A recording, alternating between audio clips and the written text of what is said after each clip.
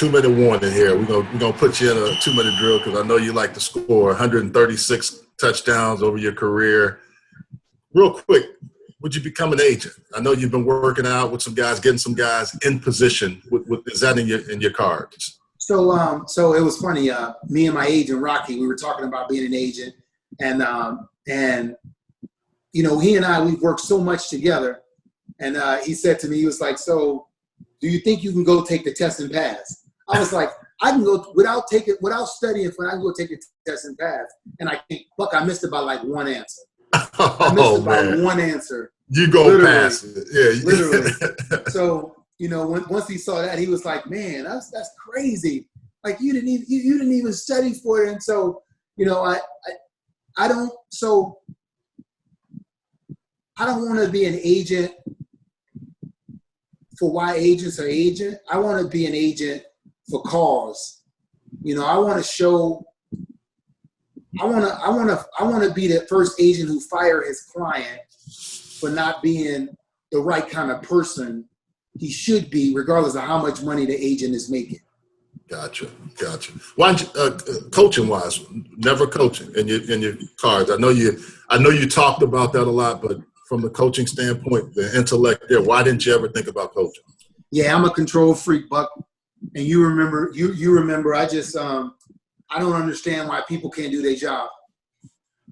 You know, and if you're getting paid to do it, I really don't understand why you can't do it.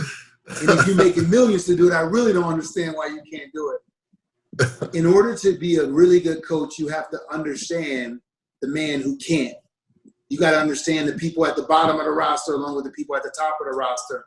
And I can motivate the people at the bottom of the roster, but I don't know if I have inside of me what it takes to constantly remind somebody what they can do if they're getting paid to do it. Interesting. Lastly, I'm gonna let you score here. This is easy for you. We're in the red zone, scoring zone. I got it easy. I'm gonna score regardless, but I know you're gonna score, but I'm putting the ball there because you're making plays. Last one. Before you get to that stick and that bourbon, the best gumbo you can find in New Orleans. For these folks that don't know, off the beaten path, you got to know a good gumbo spot. Well, I mean, if my mother was still alive, I'd sure tell you.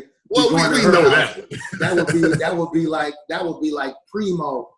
But if I had to say, it would either be if Emerald's does his traditional gumbo, you go to Emerald's. You know, but sometimes Emerald's always he switches up. He mess with things a little bit. Yeah, he does. But if he does his traditional seafood gumbo, you can't. There's nothing better than that. The only thing that's close is GW Finn's. All right. GW Finn's in New Orleans. You can't mess up with that, man.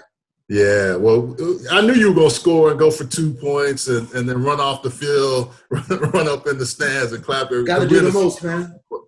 Man, I really appreciate your time, man. It's been good catching up. We got to do it more often. We always say that when we see each other, when we text. My charge to you is going forward, you're going to get a text from me. I'm going to reach out to you. We're not going to do this. We're going to get together. When you come to Charlotte or I get your way, we'll have that stick and we'll have a bourbon and we'll chop it up that way. That good? Likewise, bro. Appreciate it, man. All right, man. Thank you, man. Have a good one. Much love, bro.